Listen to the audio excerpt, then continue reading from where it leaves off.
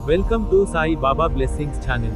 ఇది భక్తి, విశ్వాసం, ఆశీర్వాదాల ప్రయాణానికి స్వాగతం. చాలా కాలం క్రితం ఈ భూమి మీద కాదు, ఆకాశం పైన, నక్షత్రాల మధ్య ఒక అద్భుతమైన కథ మొదలైంది. ఇది ఒక సాధారణ కథ కాదు.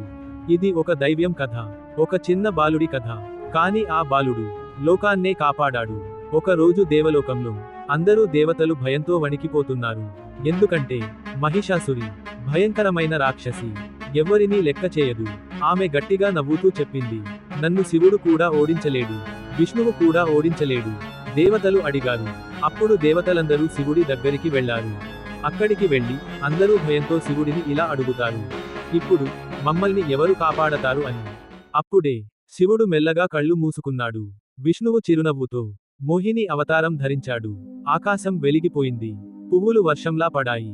దేవతలు ఆనందంతో నమస్కరించారు. హరి ప్లస్ హర ఒకే శక్తిగా మారారు. అలా జన్మించాడు హరిహరసుతుడు, మన అయ్యప్ప స్వామి. ఇప్పుడు కథ భూమిపైకి వచ్చింది. పాండల రాజ్యం, మంచి మనసున్న రాజు. అతని పేరు రాజశేఖరుడు. ఒక రోజు రాజశేఖరుడు అడవిలో వేటకు వెళ్ళాడు. అడవి అంతా నిశ్శబ్దం. అప్పుడే ఒక పులి. కాని ఆశ్చర్యం ఏంటంటే ఆ పులి మీద ఒక చిన్న బాబు. భయం లేదు, కళ్లలో వెలుగు. ఆ దృశ్యం చూసిన ఆ రాజు వణికిపోయాడు. అప్పుడు ఆ చిన్న బాలుడు, భయపడకు రాజా అని అన్నాడు. తరువాత ఆ చిన్న బాలుడు ఆ రాజు గారితో ఇలా అంటారు, నన్ను నీతో తీసుకెళ్ళు రాజా అని. అప్పుడు ఆ రాజు ఆ చిన్న బాలుడిని తన వెంట రాజ్యానికి తీసుకుని వెళ్ళడానికి అంగీకరిస్తాడు.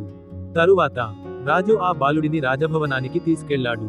అక్కడ ఆ రాజ్యంలో ఉన్న వాళ్ళు అంతా, ఎవరు ఈ చిన్న పిల్లాడు అని ఆ రాజుని అడుగుతారు. అప్పుడు ఆ రాజు ఏం మాట్లాడాడు. అతని మెడలో ఒక మెరిసే మణి ఉంది, అందుకే మణికంఠుడు అని పేరు పెట్టారు. అతడు అందరికీ సహాయం చేసేవాడు, జంతువులను ప్రేమించేవాడు, పిల్లలతో నవ్వుతూ ఆడేవాడు. కాని రాణి మనసులో అసూయ పెరిగింది. ఆమె ఒక పథకం వేసింది. మణికంఠుడికి పులి పాలు కావాలి. అందరూ భయపడ్డారు.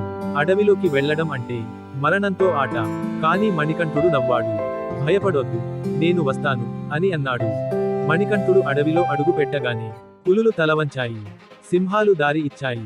అప్పుడు అందరికీ అర్థమైంది, అతడు బాలుడు కాదు, దైవం. పులి మీద కూర్చుని పులిపాలతో తిరిగి వస్తున్నాడు. అప్పుడే మహిషాసురి వచ్చింది. ఆకాశం కంపించింది, భూమి వణికింది. ఒక్క క్షణం, ఒక్క ఘాటు, ధర్మం గెలిచింది. అయ్యప్ప స్వామి అన్నాడు, నేను శబరిమలలో ఉంటాను. మంచి మనసుతో, శుద్ధితో నన్ను దర్శించండి. అతని సందేశం, అందరూ సమానం, మంచి మనసే దేవుడు. స్వామియే శరణం అయ్యప్ప.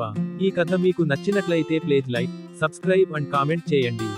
ఇలాంటి కథలు ఇంకా కావాలి అంటే ఈ ఛానల్ని ఇప్పుడే ఫాలో అవ్వండి.